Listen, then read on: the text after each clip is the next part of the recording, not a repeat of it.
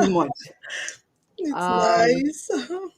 all right. Looks like let me edit this. It's saying that we're not oh no, title. No, it's actually saying that we We're are live. scheduled. Everyone Okay. can see I'm here. All right. So we're live. Good Yeah, we morning. are. Happy Good Saturday. morning. Yay! And this is the face and the voice of Dr. Tolu Olabinto. I'm the CEO and co-founder of Living Spring Family Medical Center here in the awesome city of Mansfield, Texas, where we help our patients live long and well because we believe the quality of life is just as important as the quantity of life. Now, we're here having a conversation today on a Saturday morning for you, our viewers watching live and watching in replay. And I have the honor of having the conversation with Dr. Ayo Adenuga. Thank you so much for joining us on this Saturday morning early. Thank you. Thank you. It's a honor to be here. I'm so happy and glad to be speaking with you today. I've enjoyed many of the engagements you've had so far, and most especially the way you also engage your patients and try to improve their lives through all those communications and videos that you do. So thank you. I'm very happy and honored to be here today. Thank Thank you, you. thank you, thank you. And we've had you on before, and I'm happy that this is another one. But for those who are watching, who are like, you say she's come here before, but I don't know her. Can you please introduce yourself? Who are you, and what do you do? Thank you again. Everybody, I'm so glad to be here again. My name is Dr. Ayo Adenuga. I'm a public health physician, and I'm also the host for Action for Teens and Moms Health. I have over 2 decades of leadership, communications, health program implementation experience. Um, Currently, I work as a project lead in a clinical research organization, but I'm also passionate about what I do in improving the lives of mothers and teenagers. I help moms to improve their parenting confidence so they could lead their teen and communicate effectively for remarkable results. That's what I do. I also help teenagers as well to be able to lead and communicate effectively so that they can achieve their potential and live a life of legacy. Yeah. Awesome, awesome. I wanted to highlight a few things about you because, as with every guest I've had, everyone tends to downplay, their credit, their creds. So I'm just gonna give a few shout outs, like things that really caught my eye. That you help mom and teenagers to turn intention into healthy life saving actions. You Mhm. up level their confidence and help them grow in leadership and communication to live fulfilled lives. And you help broker that communication gap sometimes that's found between, of course, teenagers and their parents and moms, right? Mhm. Um, she has over 2 decades, 20 years of health program implementation, speaking, and leadership experience in the US and in Sub-Saharan Africa. Mhm. She's a person of faith. She's a wife. She's also a mother of three children, two teenagers. So it's not just she's talk the talk. She's walking the walk too, and one preteen. And she's passionate about adding value to people through service, capacity building, and inspiring lives. I have to say, Doc, when I was reading your profile, I was like, wow, she's a powerful woman, and she looks so good. Thank you. She looks so good. The years of experience don't show in your face, but I really appreciate Thank you you for the compliments. and for what you do. So, Doc, but here's my question, and I'm sure those who are watching want to know too. Why do you do what you do? Why do you do it? That's a great question. And it started over 20 years ago as well, 2 decades. While I entered college newly, I had stories of my teenage friends or even family members who made um, decisions that costed either their lives Mm, or they almost lost their lives, or it actually truncated their career. And going into medical school, I had the opportunity of being engaged in a group, a non-profit student organization called Action for Teens and Moms Health. There, I seized the opportunity to reach out to teenagers mm, through campus awareness programs, information, IEC materials, that's information, educative, and communication materials to empower them with the knowledge and the tool they need to make decisions that would help them to make the informed decisions. Because many a times, teenagers during their years, they act on impulses and make decisions that will cost them their lives. Since then, I've been involved in empowering teenagers, speaking to moms, speaking to the youth and adolescents across Sub-Saharan Africa, doing capacity building, and that's what I've continued to do today. And most importantly, like you mentioned, I now have teenage children myself, and I have a 17, a 14, and an 11-year-old. And this is just the crucial time to continue to reaching out to moms based on my experience, based on the current situation, and being able to adequately channel this to life experience, learnings, and my own skills to be able to improve the lives of mothers and teenagers alike. Awesome. I like what you do, Doc. Now let's get right to it. We're talking about teenagers. How do I talk to my teen? He barely says anything to me. He or she. And I have conversations with clients sometimes and they say, yeah, my little girl, my little boy, he used to like to hang out with me. He used to like to hug me. And now he's like he doesn't want to talk to me. Like, why does that happen? Why does that change happen? Can you enlighten our viewers? Yeah, you ask a very good question. And this is something mothers, even teenagers, have grappled with: communication. Communication is the fulcrum of leadership and influence everywhere, of a successful leadership or influence. Um, you can't impact anybody without being able to communicate effectively, and communication is a two-way thing. But why is it so overwhelming in teenage years between parents and adolescents? This is because during the adolescent years, and I would define quickly what adolescence is teenage years is between 13 and 19. Mm. However, adolescence broadens this. This captures the preteen and the young adults together. So from 11 and then to about 21, even 24. Now, at this point, a child is changing. In adolescence, they are changing, their physical well-being is changing, their hormones are changing, their mind is changing, their cognition is changing, their emotions are changing, but they change in different variation. The first is their body starts seeing physical changes there because of the hormones, but the second is their emotions. The emotions also start changing, and because it's changing, the teenager is still trying to grapple with Mm. how their body is functioning, how their mind is functioning. But most importantly is their brain. 90% of the brain is developed by the time they are 6 years of age.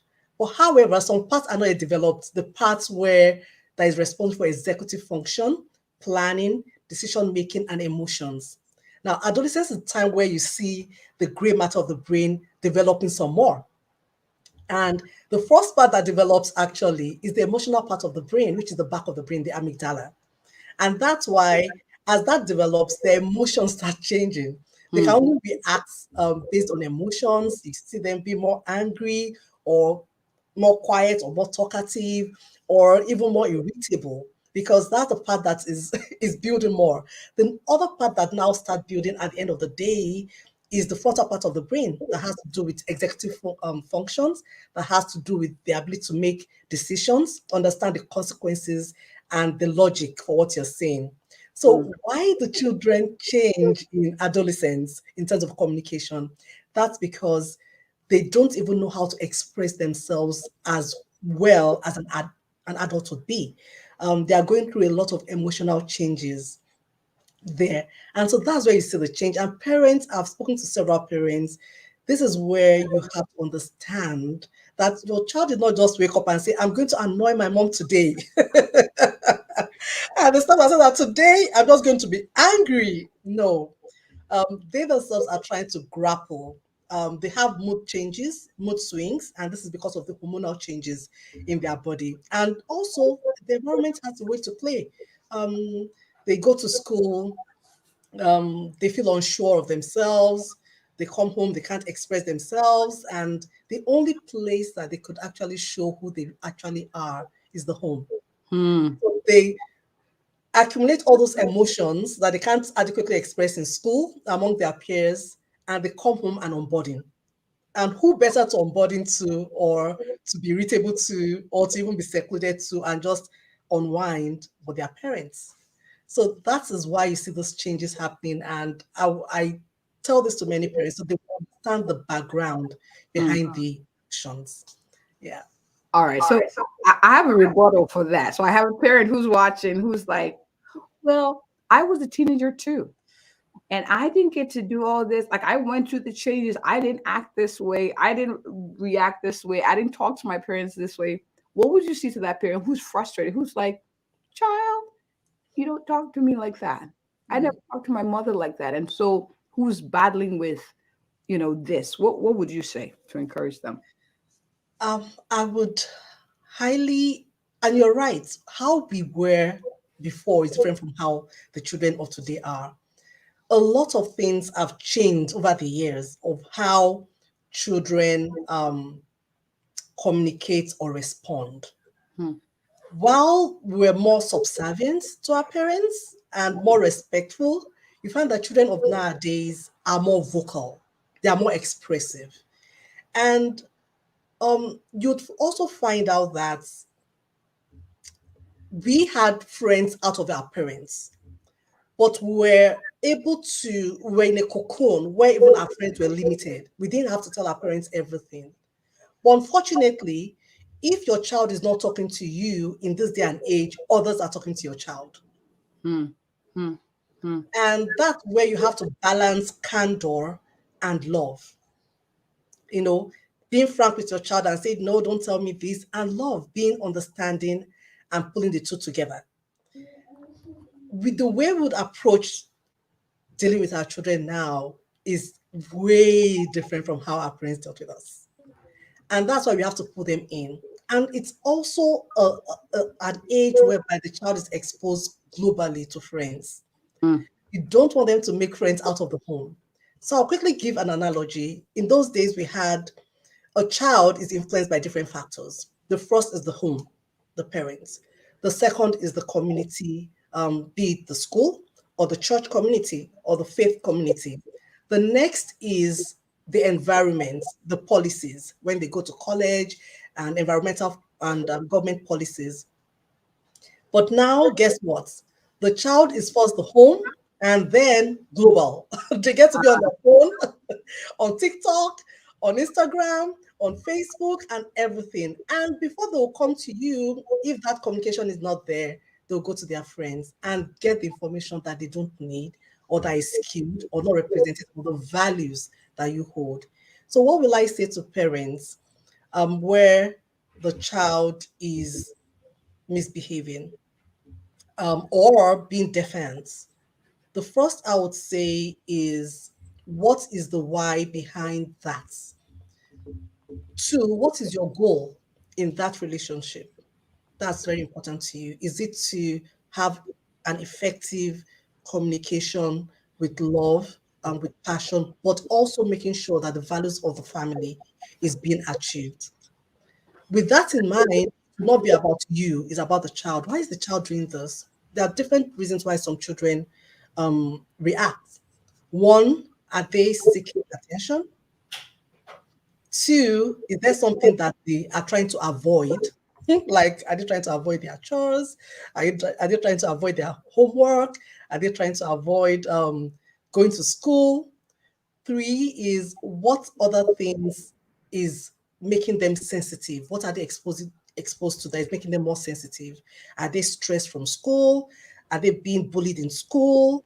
Are they having hard time with their homework? So you look at it, what exactly is making my child react this way? With that in mind, you could say, okay, I hear you. Well, you don't speak like to me like that. Hmm. What is happening? Talk to me, and then with that communication, the child can see you are correcting out of love, out of their interest, but still trying to make sure that the values of the family is in place. So communication is essential. Wow. I'm taking notes. That's why I'm looking down. So forgive me, viewers, because there's a lot of powerful things that have been said here. And the goal of having this conversation is not to make parents feel bad, feel like they're dropping the ball. It's for us to change tactics and help our mindset so we can play the long game. Recently, I was having a conversation with a parent too, and she was giving advice also because she has older kids, she has teenagers, and she said, you got to play the long game. Your goal is to correct, not control. You Yep. want to help your children become the best they can be. And so that moment when they're irritating you, you have that goal in mind, you have your family values in mind, you have all of that. So it helps you not to get so upset. Which we do often. We do Woo! well. Because it can seem a little overwhelming, to have to do this, but we have to change our tactics as parents and understand the influences that we're competing with, Mhm. and catch up and Yeah. catch. So be encouraged. We're cheering you on, and We this can are. be. All right, my next question to you is this. All right, Doc, I've heard you. I agree. The way they were raised different from how we were raised. Their social media influence. I can't restrict them from social media. They get it at school. If they don't get it at home, they get exposure. I don't have time to be on social media to be, finding out what they're doing or what they're talking. Like, I don't have that time. So the parent is asking, are there ways to promote conversations relatively quickly so that we can, Yeah. what would you say to that, Doc?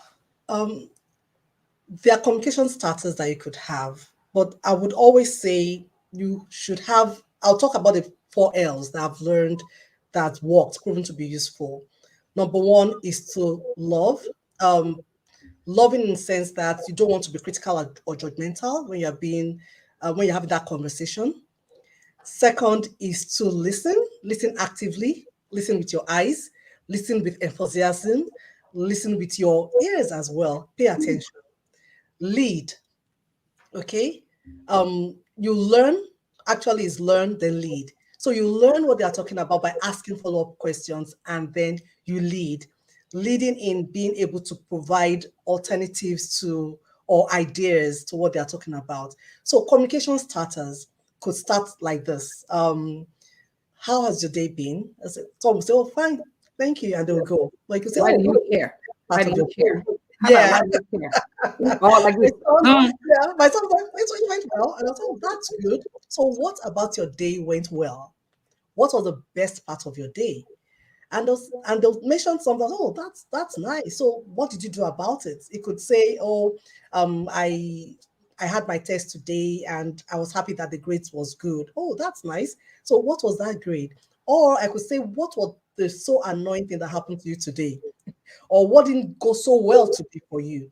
I said, oh, I had a classmate that did this or did that, or my younger girl will say somebody called me a name, and I'll say, oh, what did you do about it? And then she'll talk. So those are conversation starters that aligns with what they're actually experiencing. Or you could say, oh, hi, welcome. And I always give them this nice smile, my greeter smile when they come in. And I could say, oh, can you rate your day today from 1 to 10? They'll say, five. Or they could say it's 10. Oh, 10, that's good. So what made it 10 today? And they'll say, oh, I had this, I had that.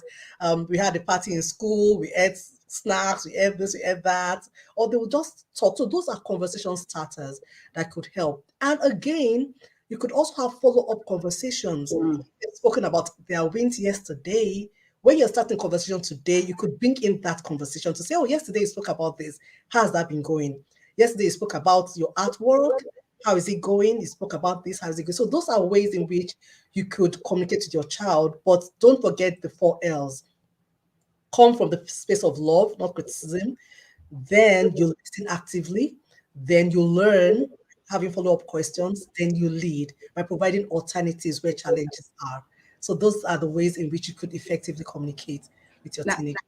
I love this. And one of the things I want to caution those who are watching, a lot of times these things sound very woo-woo, very simple, like, yeah, sure, lead, love, blah, blah. But the simple things done repeatedly, it's amazing how powerful it can be. Yep. I'm praying for grace and for strength to keep these habits that seem a little boring or seem monotonous or seem a little repetitive, to keep it going, because that's the key to success. But I have a rebuttal, Doc.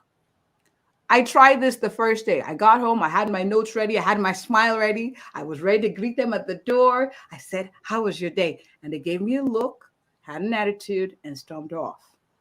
I'm done, Doc. I don't know. Well, I don't know what to say to that. So for the parent who is watching, who's tried this and feels a little frustrated, what would you advise, Doc?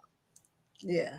So again, I would say is the from the space of not me, it's about them. Many a times you are frustrated because I sometimes happen to, because I feel offended. Why is this child giving me attitude? Look at me. I came and prepared with all the smile, and I'm just here. And you react because your ego was bruised. Bruised. Yeah. But when you come from the space of, what's happening? And you come from a space of love, your motive is to be kind to your child. Your motive is to know what went wrong. And then there has to be a pattern. If there's a pattern that has been ongoing, you could come say, hey, you can let it go at that time, but immediately the child settles down, you talk about it, and that's communication. I noticed that for a while, when I say hello to you, you are you look upset, you don't answer. I feel, talk about your feeling. I feel as if this is what is happening. I don't feel happy to see that you are not happy. I feel or disrespected, if that's how you feel. You say, this is how I feel. I would, and say, this is what I expect. I expect to do this or that. So recently, I walked into my son's room to say good night. He was on the computer working. And I was like, okay, good night. He was like, and it was working. It was on the computer. I was like, oh, when I talk to you, you should look up and acknowledge. I don't feel respect. He said, oh, mom, I'm doing an exam. And so he couldn't look up because it was on camera. I didn't know, you know. So guess what? While that was the situation right there, initially I was like, why didn't you look up and say hi, mom? And but later on, I said, while I understand that you were on camera doing an exam, it's still respectful to look up, acknowledge, give a Signal. signal, and then continue. That shows respect. That shows love. And that is what you also prune out to other people when you go out of the house. So I'm conscious about immediately correcting, but understanding the reason why. But if there's a pattern, you have to let your child also know, I see a pattern here. This is my expectation. This is how I feel. How can we make it better? And then both of you will think, okay, next time, okay, I'm sorry, mom, I didn't mean to do that. I didn't mean to disrespect you. Next time, I'll look up, acknowledge, and continue. So those are ways in which you could have communications that would not be offensive. Don't go, I came to say hello to you. I smiled. Why are you always doing this? Why are you always disrespectful? Why don't you acknowledge my efforts? That would bring a pushback because the child would not see your logic in you being respectful. What do they see? Your emotions. My mom doesn't understand me. My mom does not like me. My mom is overburdened. My mom is this. They won't see your love. They won't see that you care. They won't understand the logic behind your training. All they see is the emotions. So, what will I tell to parents? You need to We as parents need to have a hold on our emotions. We have to come from a space of love, understanding, know why. If there's a pattern, correct it, but in love, in a judgmental manner. But also, when I say love, love is two ways. Number one, it can be a training and it can be corrective. So training in showing the child, modeling to the child. The other thing is corrective. I wouldn't say, oh, don't do love, love, love, no corrections. No. Sometimes there are spaces where there has to be corrective measures or discipline. Yeah. Well, communicate how their actions can make you feel. Maybe a way. Humanize yourself in their eyes. And you may Exactly. get across to them that what you meant, because sometimes it makes sense in our head that they react a certain way based on what we said. But what they meant to say was not what we saw. And so when you communicate using this is how I felt, or this I thought you communicated disrespect when you did this. Oh no, that was not my intention. And it's back and forth. I think that's very, very important too. Now I have a parent who's watching who's like, wow, it can be very hard because we're humans to always show love or react in a way that's positive or constructive, or even sometimes our habits we don't model what we want to see. So for the parent who is watching, who's feeling bad, like what are tips? Like how do we grow to be that parent?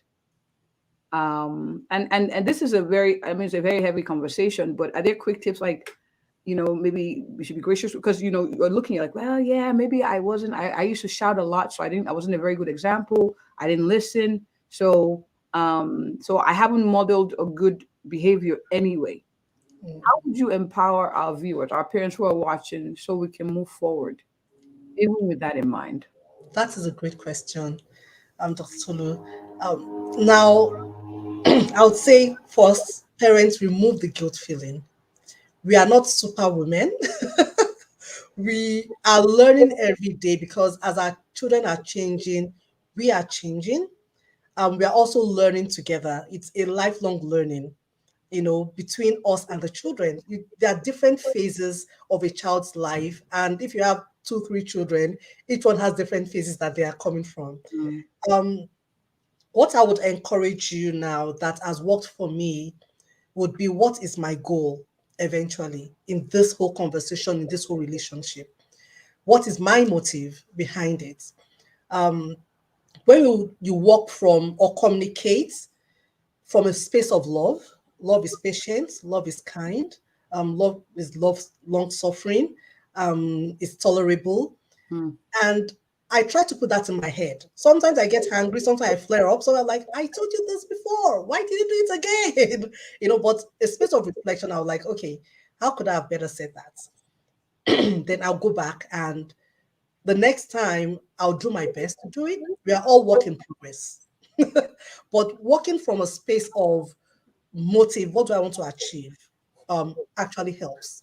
Having the end in mind helps. When you want to talk to a child about a behavior or you want to influence them in terms of their academics, is it about them or about you? When you always put that motive, that end goal in mind, it helps a lot in determining the outcome of conversations or even having decisions being made in the home between you and your child. The child sees that my mom loves me, she cares about me, she wants me to excel.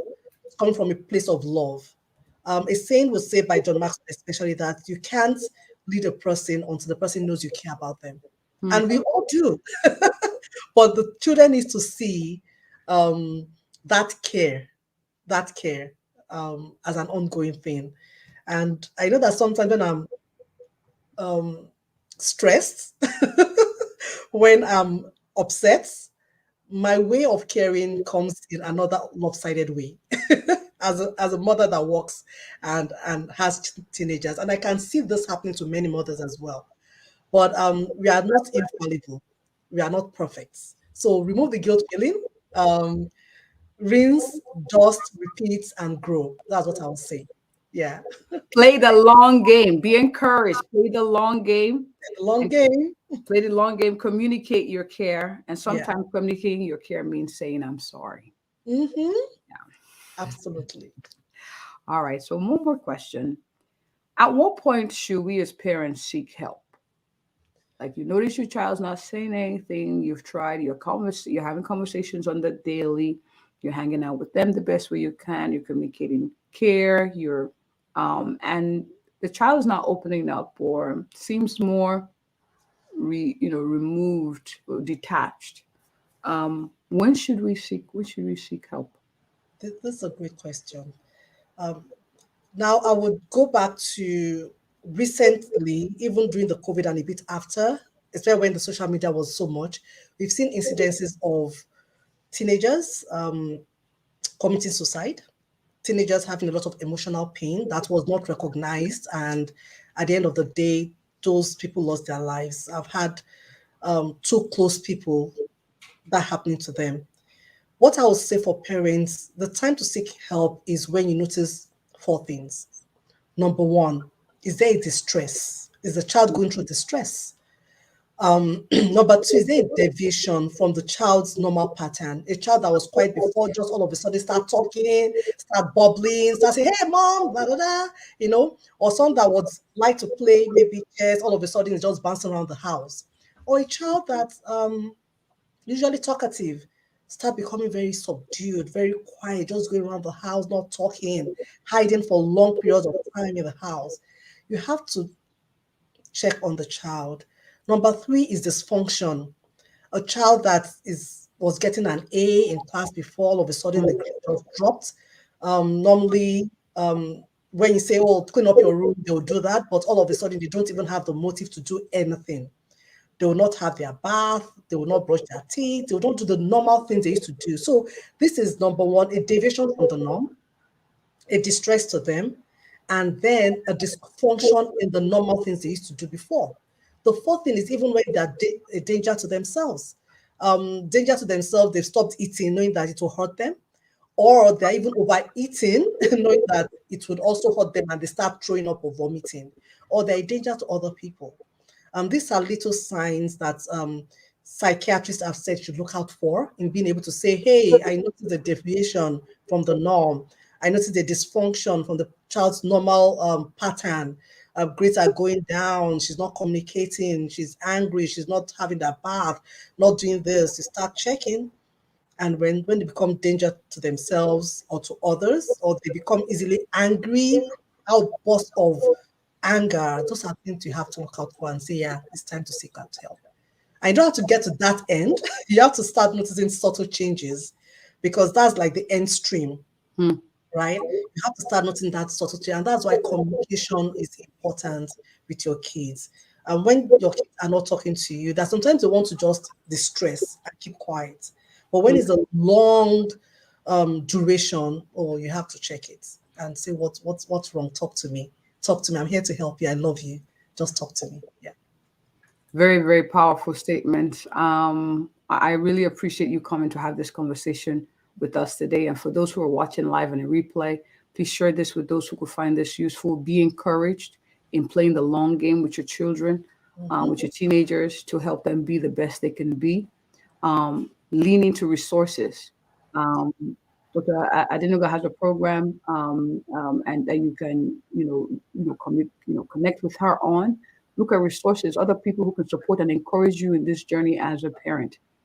They say it takes a village to raise a child. It takes a whole community to keep that child continue to grow. It takes a whole community.